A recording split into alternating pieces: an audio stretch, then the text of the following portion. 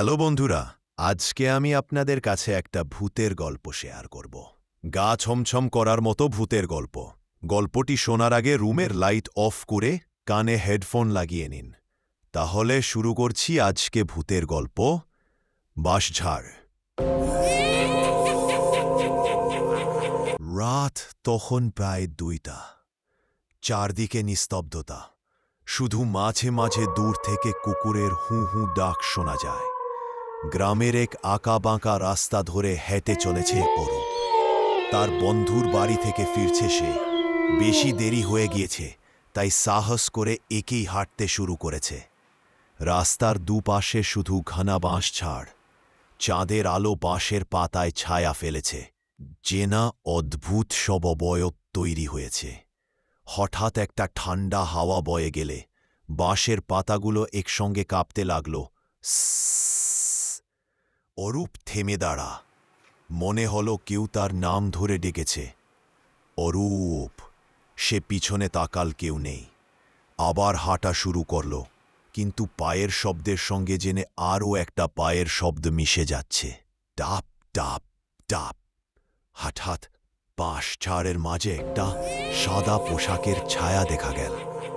ধীরে ধীরে সেটা রাস্তার ওপর বেরিয়ে এল।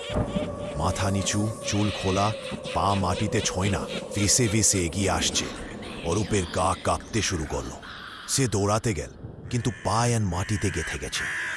ভয়ের ঘামে তার জামা ভিজে গেছে। ভূতের মতো ছায়াটা মুখ তুলে তাকা।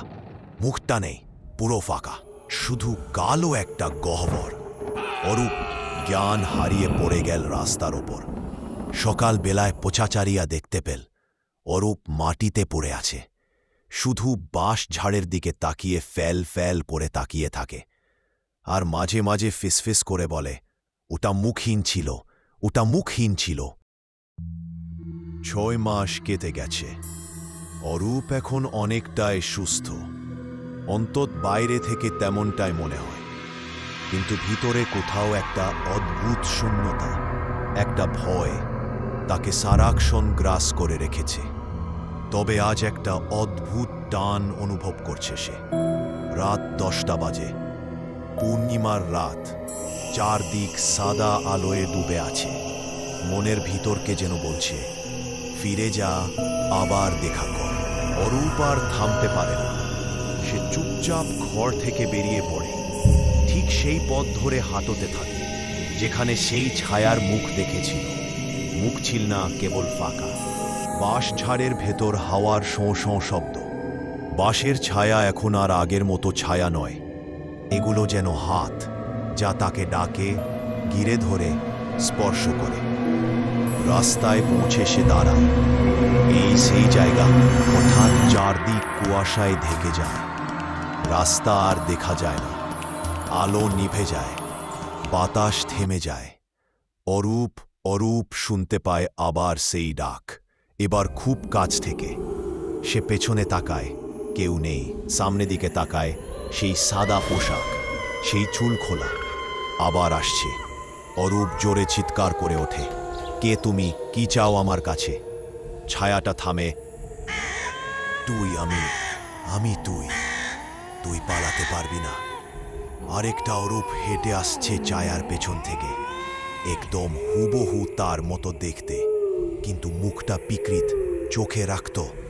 সে হাসছে, পালিয়ে গেছিলি, এবার তোর পালানোর রাস্তা নেই। এরপর আর কেউ অরূপকে খুঁজে পায়নি, কিন্তু গ্রামের লোকেরা বলে পূর্ণিমার রাতে বাঁশঝাড়ের রাস্তায় হাঁটলে একটা ছায়া পেছন পেছন চলে আসে, আর মাঝে মাঝে গলায় ফিস ফিস করে বলে, তুই, আমি তুই।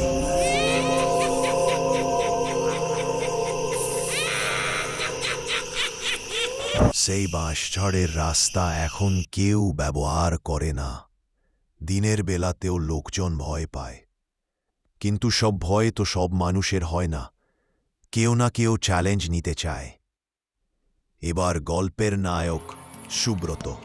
3 মাস আগে তার বন্ধু অরূপ নিখোঁজ হয়েছিল। সবাই বলেছিল পাগল হয়ে কোথাও পালিয়ে গেছে, কিন্তু সুব্রত জানে ওখানে কিছু একটা আছে। এক রাতে সে ঠিক করো যে জায়গা অরূপ গায়েব হয়েছিল সেখানে যাবে। সত্যি জানতে হবে। রাত 1:45। সুব্রত হাতে টর্চ, পকেটে মা কালীর লকেট, গলায় সাহস নিয়ে বাঁশঝাড়ের রাস্তায় ঢোকে। প্রথম 5 মিনিট কিছুই হয় না। হাওয়া বইছে, বাঁশের পাতায় সরে সরে শব্দ হচ্ছে, Shaw Shaw Shaw, Shaw Shaw Shaw. হঠাৎ বাতাস একেবারে থেমে যায়, টর্চের আলো নিভে যায়। আকাশে মেঘ এসে চাঁদ ঢেকে দিয়ে কুয়াশা নামে ঘন হয়, এতে ঘন যে নিজের হাতটাও দেখা যায় না।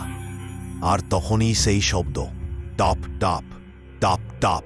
সুব্রত চারপাশে তাকায়, কিছু দেখা যাচ্ছে না, কিন্তু কাঁধের ওপর কে যে নিঃশ্বাস ফেলল। সে পিছনে ঘোরে, সামনে একজোড়া চোখ, কিন্তু শরীর নেই। তারা যেন বাত। তুইও আসলি সুব্রত? একটা ফিসফিসে কণ্ঠস্বর, যেন কয়েকটা গলা একসাথে বলছে। সুব্রত দৌড়াতে চেষ্টা করে, কিন্তু পা এক জায়গায় আটকে গেছে। হঠাৎ করে মাটিতে মুখ থুবড়ে পড়ে যায়। যখন সে চোখ খোলে, দেখে তার সামনে দাঁড়িয়ে আছে অরূপ। কিন্তু এই অরূপ একেবারে অন্যরকম। চোখে অন্ধকার গর্ত, ঠোঁটের কোণা থেকে রক্ত ঝরছে। ঠান্ডা কণ্ঠে বলে, এবার তুই থাক, আমি মুক্তি নেব। এরপর কেউ আর সুব্রতকে খুঁজে পায়নি, কিন্তু যারা গভীর রাতে বাঁশঝাড়ের রাস্তায় ভুল করে ঢুকে পড়ে, তারা এখন দুটো ছায়া দেখে। একটা সামনে হাঁটে, একটা পেছনে আসে, আর শুনতে পায় সেই একই শব্দ, তুই আমি, আমি তুই। আজকের গল্প এখানে শেষ। তোমাদের কি সাহস আছে গভীর রাতে বাঁশঝাড়ে একা একা হাঁটার? কার কার সাহস আছে কমেন্টে জানিয়ে যাও। আর পরবর্তী ভূতের গল্প শুনতে আমার চ্যানেলটি সাবস্ক্রাইব করে রাখো।